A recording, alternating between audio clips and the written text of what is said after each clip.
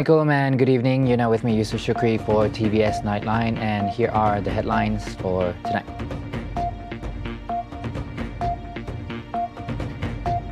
Sarawak Premier Datuk Petinggi Tan Sri Abang Johari Tun Nopeng hails the late Tun Pen Sri Abdul TAIB Mahmud as a pioneer in the oil and gas industry. Abang Johari pledges to continue the legacy of the late Tun TAIB.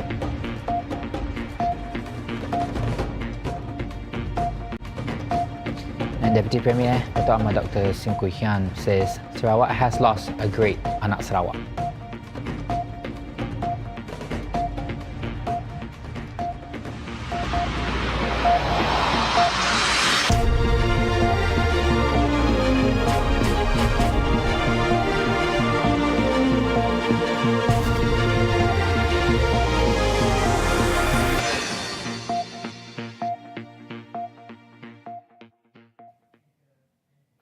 Top of the hour, Sarawak Premier Datuk Petinggi Tan Sri Abang Johari Tun Nopeng hailed the former Governor and Chief Minister of Sarawak, the late Tun Pen Sri Abdul TAIB Mahmud, as a pioneer in Malaysia's oil and gas industry. Abang Johari acknowledged Tun TAIB's significant contributions, particularly in helping establish Petroleum Nasional Berhad or Petronas during his tenure as Minister of Prime Industries from 1977 to 1978. Beliau adalah satu-satunya orang yang menjurus kepada penubuhan Petronas. Inilah sumbangan Allahyarham Tun. Dan juga dari sudut sosial kita tahu beliau adalah peminat P. Ramlee. Kerana filem-filem P. Ramlee adalah filem yang mempunyai falsafah. Umpama di antara dua derajat, beliau telah selalu uji tangan saya mengenai equality. Dan kalau dilihat daripada filem antara dua derajat, ini bermakna kita hendaklah memberikan khidmat yang setaraf dengan manusia. Abang Johari further expressed his profound sorrow at TAIB's passing, as TAIB's contributions to Sarawak has made him an institution in his own right. Reflecting on Tun TAIB's impact, Abang Johari highlighted how the late leader's philosophical death inspired him to pursue a career in politics. Dan saya sebenarnya dididik oleh Pen Sri sejak saya masuk politik pada tahun 81, di mana beliau menjadi Ketua Menteri dan saya bersama-sama dengan beliau sama-sama menghadapi cabaran dan dapat menstabilkan politik negeri ini hingga kita dapat kejayaan yang begitu besar. In the same development, Abang Johari has pledged to uphold the legacy of the late Tun TAIB, especially in efforts to develop the region and Malaysia in a more systemic approach. Ini menyatakan kesedihan kami di Sarawak atas pemergian Allahyarham Tun Abdul TAIB Mahmud yang telah banyak berjasa kepada negara dan negeri Sarawak. Beliau telah berkhidmat sejak penubuhan Malaysia 1963 sebagai seorang menteri dalam kerajaan pertama Sarawak dalam Malaysia. Selepas itu Allahyarham telah berkhidmat dengan kerajaan persekutuan. Satu-satunya kementerian yang pernah dipegang oleh Allahyarham Tun TAIB ialah Ministry of Primary Industries di bawah pentadbiran Allahyarham Tun Razak. Abang Johari said this after the signing ceremony of a Memorandum of Understanding MOU between Petroleum Nasional Berhad Petronas and the Sarawak government on Wednesday. For the record, the MOU inked on Wednesday marked the start of collaboration between Sarawak and the federal government through Petronas for the establishment of an ammonia factory for the international market. Sarawak has lost a great anak Sarawak with the passing of the former governor of Sarawak, Tun Pehin Sri Abdul Taib Mahmud. In saying this, the Sarawak Deputy Premier, Dato' Ahmad Dr. Sim Koo Hian, expressed his condolences to Abdul Taib's family in a Facebook post earlier today. According to Dr. Sim, 33 years of Taib at the helm as Chief Minister of Sarawak resulted in not only political stability, but also social and religious harmony in the state. He said that beyond the focus on developmental politics in Sarawak, Tun Taib's legacy entails the governance of Sarawak by parties rooted in the state, rather than allowing those based in the peninsula to take control. Dr. Sim paid tribute to Tun Taib as the political partner and friend of his late father, Tan Sri Sim Keng, chairman of the Sarawak Heart Foundation. He also disclosed that Tun Taib played a pivotal role in initiating the relocation of cardiac services from the Sarawak General Hospital to the Sarawak Heart Centre in Kota Samarahan. Dr. Sim reiterated that he learned a lot from Tun Taib's strategy planning after he took over the chairmanship of the foundation and always focused on how to help the cardiac services at the Sarawak Heart Centre and the patients. He also recalled how Tun Taib used to share his vision for Sarawak and counsel with him after becoming governor in 2014. Specifically, he recalled Abdul Taib's counsel to pay less heed to what someone says and instead focus on evaluating their character. Now, the former governor and chief minister of Sarawak, the late Tun Pehin Sri Abdul Taib Mahmud, contributed greatly to Sarawak by grooming political talent for good governance, including the Sarawak Premier, Dato' Patniki Tan Sri Abang Johari Tunopeng. Sarawak State Legal Advisor Dato' Sri J.C. Fong said Tun Taib was regarded as the father of modern Sarawak, who kick-started the economic, social and political transformation of the state with his politics of development. He started the economic, social and political transformation of Sarawak with his politics of development and groomed successors, including the present Premier, to continue Sarawak's transformation journey and the preservation of racial and religious harmony. On a personal level, I have lost a great leader and a true friend. In expressing his sadness, Fong, who is also a former State Attorney General, recalled how Tun Taib gave him the opportunity to serve in the civil service. Tun Taib offered me the opportunity to serve in the public service of Sarawak, and it was an honor and privilege to serve him and the state government. He will be clearly missed by the people of Sarawak. I first worked with Tun Taib in 1983 when I was a lawyer in private practice. He has a good knowledge of the law and wanted the law to facilitate and not impede development. He wanted laws to be obeyed and enforced firmly but fairly. The late Tun Taib passed away around 4:40 a.m. earlier this morning at a private hospital in Kuala Lumpur. Meanwhile, the final tribute to the 87-year-old figure will be held at the Sarawak State Legislative Assembly Dune Complex from 8 a.m. to 12 noon tomorrow. Taib's final resting place will be his family's cemetery at Demak Jaya. The Federal Minister of Women, Family and Community Development, Dato' Sri Nancy Shukri, described the passing of Tun Pehin Sri Abdul Taib Mahmud akin to losing a mentor. She said that the late leader was a mentor who inspired her to pursue politics. According to her, the late Tun Taib was the first person to introduce her to the world of politics when she became a Member of Parliament in 2008 until now. She also described that the passing of Tun Taib is not only a great loss for Sarawak, but also for the country. She remarked that she had learned many lessons from Tun Taib in the political arena and further praised him for dedicating his entire life to the development and prosperity of Sarawak.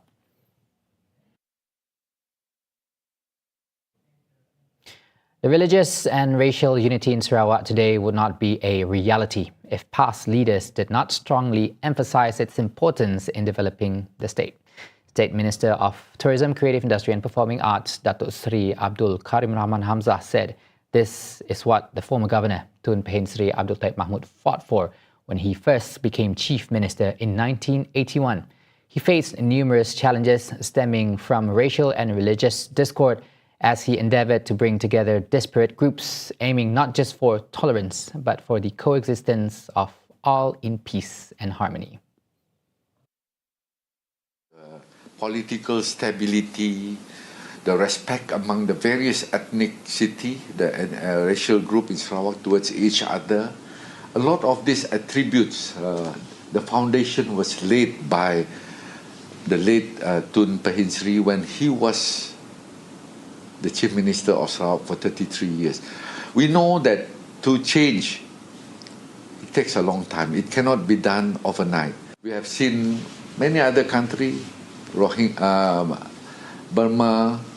we have seen it in Israel, we have seen it in Yugoslavia, how country can break up, partly because of extremism among races, and among religion.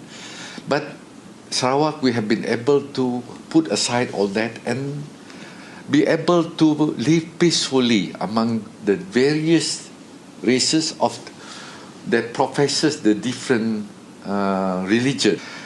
And a lot of these have to be attributed to the leaders that have been able to understand this tolerance and make sure that the rakyat, the people, the society are able to adapt to this. And this is where Tun TAIB, when he was the chief minister, at that time he was Pehin Sri, he is able to advocate, he's able to educate, get the people to respect each other.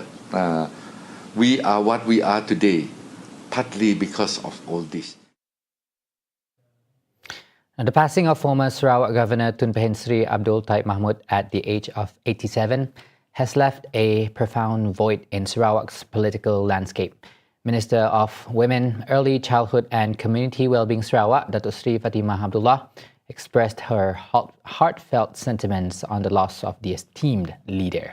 In a statement today, Fatimah describes Tun Taib as a leader who laid a strong foundation for unity in diversity in Sarawak, physical and human development, and empowering women.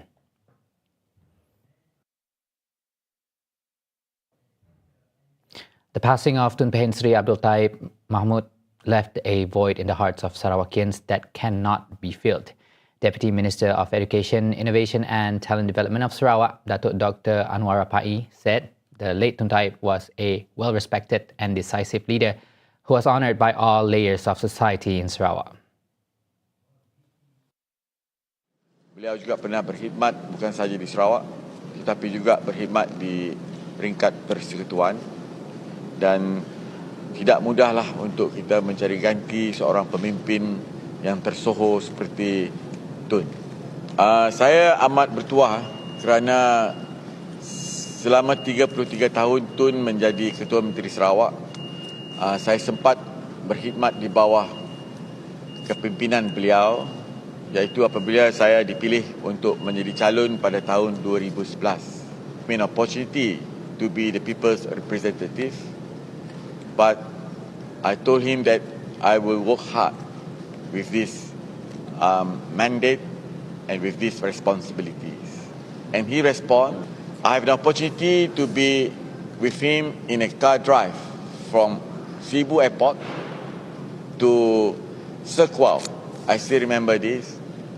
And he kept on emphasizing at that time the importance of all of us in Sarawak should work together. There is no options, there is no alternative for us in Sarawak not to work together. The passing of the late Tun Pehin Sri Abdul Taib Mahmud meant the loss of a great visionary leader, as was described by Sarawak's Deputy Transport Minister, Datuk Henry Janep, in remembrance of Tun Abdul Taib Mahmud's contributions to the state of Sarawak and to the country. Kita telah hilang dan ataupun Sarawak telah hilang seorang pemimpin yang berdedikasi dan juga telah mempunyai satu pandangan yang jauh, visi yang jauh untuk Sarawak. Sepanjang Tun menjadi Ketua Menteri masa itu, dan beliau telah meninggalkan satu landasan yang sungguh kukuh untuk pemimpin masa kini, dan kita rakyat Sarawak terasa sedih dengan kehilangan dan pemergian Tun. The guidance provided by the late Tun Pen Sri Abdul Taib Mahmud has consistently served as a compass for fulfilling the responsibilities of governing Sarawak. These sentiments were echoed by his former political secretary, Datuk Sri Sharifah Mordiah Tuanku Pauzi, who collaborated closely with Tun Taib since 1979. She emphasized Tun Taib's revered leadership, attributing it to his unwavering commitment to advancing religion, the economy, development, and the welfare of the people.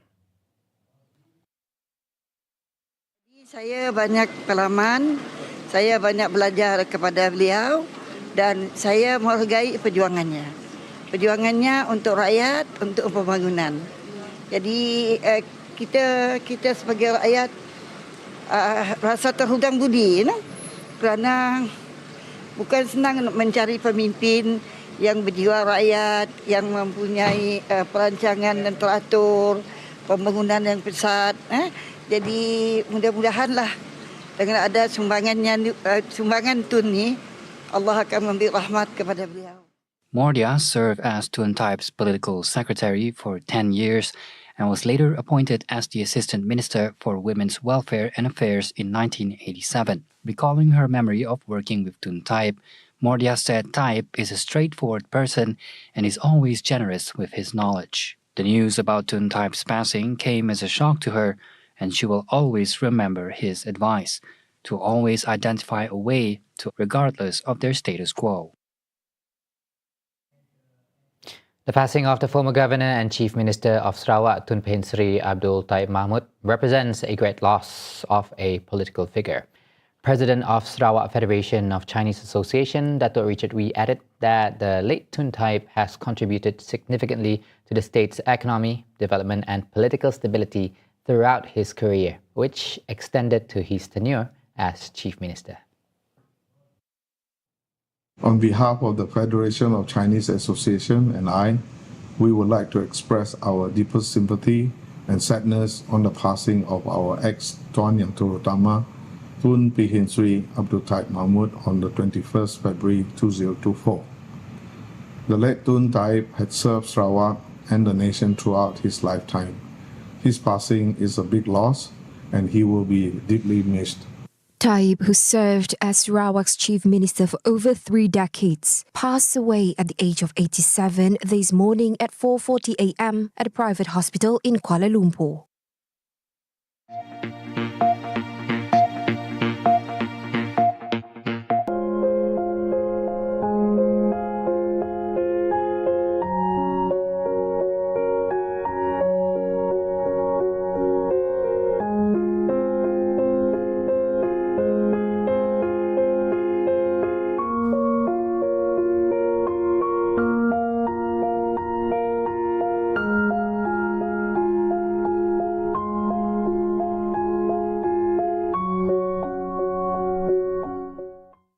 Dijangkakan siap sepenuhnya Mei tahun hadapan.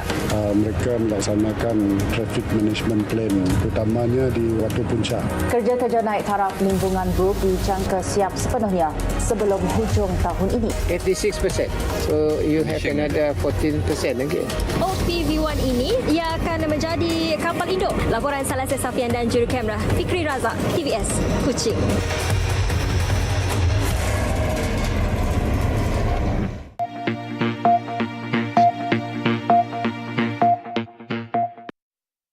Thank you for staying with us. On to more news. The United States Federal Bureau of Investigation, or FBI, has recently placed 3 leaders from Islamic-related NGOs in Malaysia who are actively involved in managing aid to West Asia on the Terrorist Screening Center or TSC list. However, upon checking the validity of such claims, Home Minister Datuk Seri Saifuddin Nasution Ismail has confirmed that they do not have any records related to any terrorist activities based on review of the security records of the Royal Malaysian Police PDRM. Saifuddin also noted that identity checks have been carried out on the three leaders, as well on all the individuals involved in the Ops Ihsan humanitarian operation. Due to the claims, the Ministry of Foreign Affairs has instructed the three individuals to refrain from participating in Ops Ihsan, which oversees the distribution of humanitarian assistance from Malaysian to Palestinians in Gaza. Ops Ihsan was conceived by former Foreign Minister Datuk Seri Dr. Zamri Abdul Kadir as a collaborative platform between the Ministry of Foreign Affairs and NGOs to coordinate support and humanitarian aid for the Palestinian people. Regarding any police reports involving the three listed leaders, Saifuddin clarified that only one police report had been received from the Ops Ihsan coordinator regarding the matter, prompting further action. Now, Malaysia has reaffirmed its commitment to achieve the United Nations Sustainable Development Goals or SDG that will leverage regional strengths via partnerships across the Asia-Pacific region. According to the Deputy Minister of Economy, Datuk Hanifah Hajar TAIB, the UN SDG will help address poverty exacerbated by multiple crises around the world, including the COVID-19 pandemic, which resulted in a slight increase in national absolute poverty. Despite the uptick in poverty, Hanifah said Malaysia has made significant progress in reducing hardcore poverty through initiatives like the People's Income Initiative and the Central Database Hub, or PADU, focused on boosting income and streamlining assistance delivery. As a step forward, she said Malaysia will enhance poverty eradication efforts through comprehensive approaches, better policy interventions, and improved social protection programs. Her tech speech was read by the Director of the National SDG Center, Ministry of Economy, Asfazam Kasbani, at the 11th Asia-Pacific Forum on Sustainable Development. To address multiple crises, Malaysia is committed to adopting resilient and sustainable solutions while integrating environmental, social, and economic dimensions. Therefore, she called for support and assistance from developing countries in terms of funds, knowledge, technology transfer, and capacity building. Now, the Ministry of Housing and Local Government aims to construct 100 Madani recreational parks, also referred to as public green areas, across the country with a budget of 50 million ringgit. Its Minister Ngako Ming announced in a statement that the decision to embark on this park construction initiative was reached during the Ministry Panel of Experts Steering Committee meeting number 1 for 2024, which he chaired on Tuesday. And according to statistics from 2022, Malaysia possesses 23,433 hectares of open space, presenting an opportunity for the development of public green areas. Nga emphasized that his ministry is actively expediting the gazetting process for these open spaces to prevent their conversion to other uses.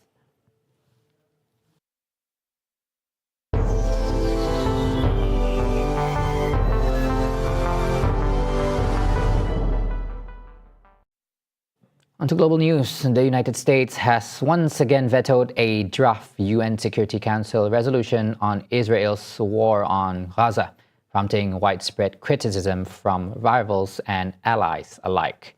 The move on Tuesday was the third US veto of a UNSC resolution demanding a ceasefire in Gaza, and came a day after Washington circulated a resolution that would support a temporary ceasefire, but with no call for it to be enacted immediately. Tuesday's resolution, which Algeria had been working on for 3 weeks, had demanded an immediate humanitarian ceasefire that must be respected by all parties. Palestinian representative to the UN Riyad Mansour said Washington's veto was absolutely reckless and dangerous. However, Washington's ambassador to the UN, Linda Thomas-Greenfield, said proceeding with the vote on Tuesday was wishful and irresponsible. The veto provoked a chorus of criticism of Washington, not just from China and Russia, which have rejected the resolute U.S. backing for Israel, but also from U.S. allies including France, Malta, and Slovenia. Algeria's envoy Ammar Ben-Jama said the draft resolution would have sent a strong message to Palestinians. Unfortunately, the Security Council failed once again. Meanwhile, Hamas said the U.S. veto gave Israel a green light for more massacres. The vote came as Israel prepares to move into the southern Gaza Strip city of Rafah, where some 1.4 million people have fled as part of its mission to destroy the Palestinian militant group Hamas.